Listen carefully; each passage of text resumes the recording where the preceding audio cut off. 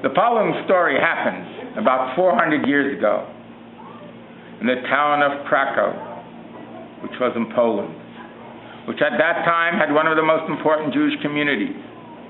The Jews were mourning the loss of their spiritual leader and decided that for a community like theirs, no ordinary rabbi would suffice. 2 delegates were chosen to tour the country and find a suitable replacement to serve as their rabbi.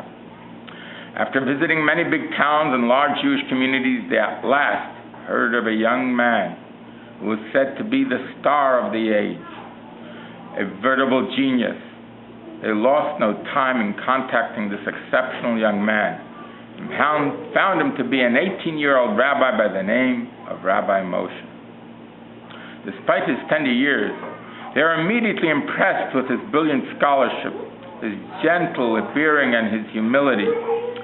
They were convinced that he was the man they were looking for, and they finally got him to agree to become the spiritual guide and leader of their Jewish community, to make the necessary arrangements for his reception. At that time in Krakow, it was the custom, a sort of courtesy gesture, for the Jews to call on the bishop of the town and tell him of the rabbi they had chosen for their community. Thus it was that a suitable delegation called upon the bishop of Krakow and in the most glowing terms described the rabbi they had been fortunate enough to find to become the spiritual leader of the Jews of Krakow. The bishop was visibly impressed with their description of Rabbi Moshe. The delegates lost no time in making all the necessary arrangements for Rabbi Moshe's coming. And when the date was set, they notified the bishop as they had promised him. Being rather fond of pomp and ceremony, and his ego being very big, Bishop had commanded that a band go on foot in front of the carriages so that the entry of Rabbi Moshe should be announced to the beating of drums and the blowing of trumpets. At long last, the carriage of Rabbi Moshe appeared. The bishop already had a picture in his mind of a sage and a patriarch. He was shocked when out stepped a lad with hardly a suggestion of a beard, thin, small, and not particularly impressive. Nothing seemed to be impressive, not the clothing, not the kid. Nevertheless, the bishop made his speech of welcome with as good a grace as he could muster. But inwardly he was seething. He would show these Jews that they could not lightly play jokes on him, the bishop of Krakow.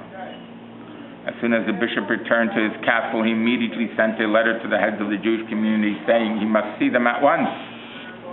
When they reached his home, he told them that he was angry with them for having put him in such a humiliating position.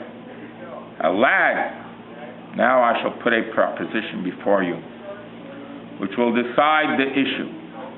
If your rabbi is the great and wise person and humble person you would have me believe, you will have to prove it conclusively. I'm going to invite all the sages and philosophers in the country to meet your rabbi. They shall ask him any question on any subject they please, and it will be up to him to give satisfactory answers. If, however, he fails in this public forum, not only will your rabbi suffer the consequences, but the whole Jewish community of Krakow will be driven out. The Jewish leaders were miserable. Of course, Rabbi Moshe was a great genius, but who could foresee what trouble lay ahead? The bishop was seething, and his ego was hurt. They hurriedly told Rabbi Moshe, who said, "Do not worry, this is not the first time, nor will it be the last, that such situations have arisen for us Jews. The Almighty will surely grant me the necessary wisdom to answer all questions put to me, so that our Jewish name not be put to shame." The momentous day came. The hall was packed. Jew and non-Jew alike had the same interest. The greatest thinkers and scholars had come at the bishop's invitation. Bishops, priests, scientists, all were there that day. Rabbi Moshe looked pale but calm.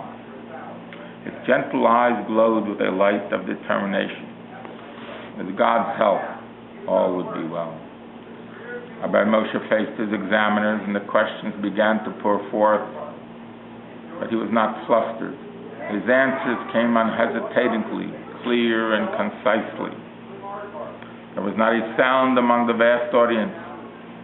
As the hours passed, and Rabbi Moshe emerged the victor, the bishop announced that the forum would be adjourned. The bishop apparently concluded that his own honor had been upheld, and that they had indeed a remarkable genius before them, in the person of the youthful Moshe. The bishop again made a public speech, this time with obvious pleasure. He said that Krakow, indeed the whole country, could regard it as an honor to have so distinguished a scholar among them. He would consider it a privilege to call upon Rabbi Moshe from time to time. The bishop concluded with a hope that Krakow would always be blessed with such great, spiritual, humble leaders, that the citizens of Krakow would live together in peace. Rabbi Moshe was none other than the great Rabbi Moshe Isserles, known as the Ramah, who passed away on Lag BaOmer. It is interesting to note that Lag BaOmer is a day that is associated with peace and harmony, and that the illness that affected the students of Rabbi Akiva ceased because of the peace and harmony that came to the community. May we merit to see the communities of all the Jewish communities all over the world have peace